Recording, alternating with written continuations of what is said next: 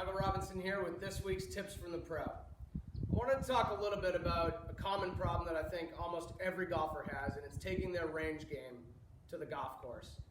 Starting with this topic because we do have a mental coach, performance coach, John Wortman, coming in Sunday, August 11th from 1 to 2:30 for a clinic and discussion on how to make the best out of your practice sessions and how to take it to the golf course.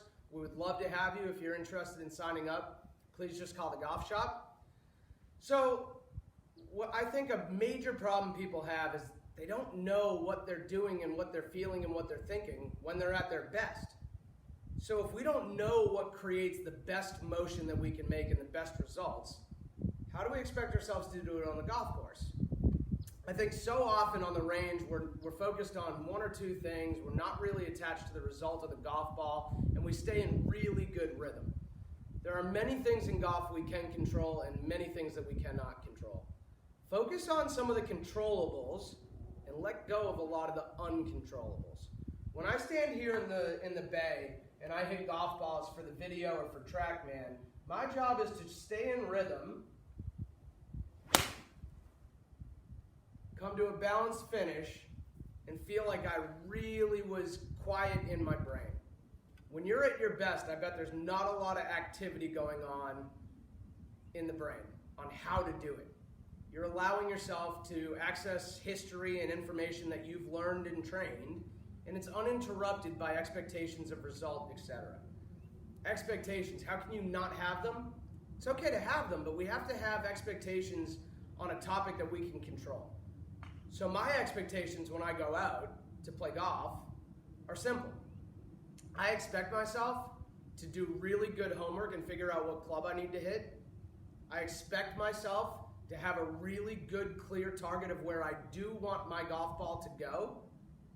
And I have expectations on how free and how great my rhythm can be. I do not have expectations on my score. I do not have expectations on how many greens I hit. I do not have expectations on how many putts I'm going to make. I don't have expectations on how many perfect little draws I'm going to hit. You got to manage your expectations because expectations create anxiety. Anxiety creates some stress, and then stress creates a change in the body. Change in the body then creates a change in the rhythm. A change in the rhythm then creates a swing that comes out of nowhere over the top, hits the top of it, and you go, oh my God, I can't believe I just did that. Easier said than done, I know.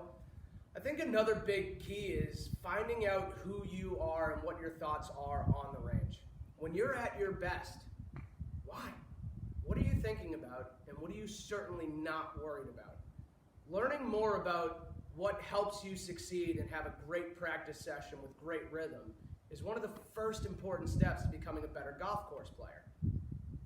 We can't make it more complicated when we get out to the golf course.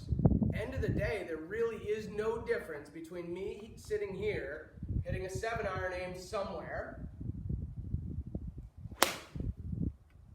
and me standing on the 17th tee here at Shelter and hitting a 7-iron over the water to the back left pin. I have a 7-iron, and I'm aimed somewhere, and my job is to make a really good, confident, committed swing. When we let all the stimulation of our visual and what we see and what we fear and our history of being in the bunker or being in the water, that's what creates tension and a breakdown in our freedom and our pattern, and we hit really bad golf shots. Brain spins a lot after hitting bad golf shots on the golf course. You have got to resist the urge to go back to your last lesson with Michael or Dave or Molly or Chris or Dan and say, okay, well, what did I do wrong there? Not the right environment for you to be really analyzing and trying to make a change to a bad golf swing. Bad golf swings mostly happen when there are too many instructions or a fear of an outcome before we've even made a golf swing. Pay attention when you're on the range. See how easy you can make it. And just remember, your job every time you have to hit a golf ball is to stand there as clear-minded and confident as you can and hit it with no fear of where it may or may not go, because we don't know what's going to happen until we've hit it. Have a great week. Enjoy your golf, and I'll be back with another week.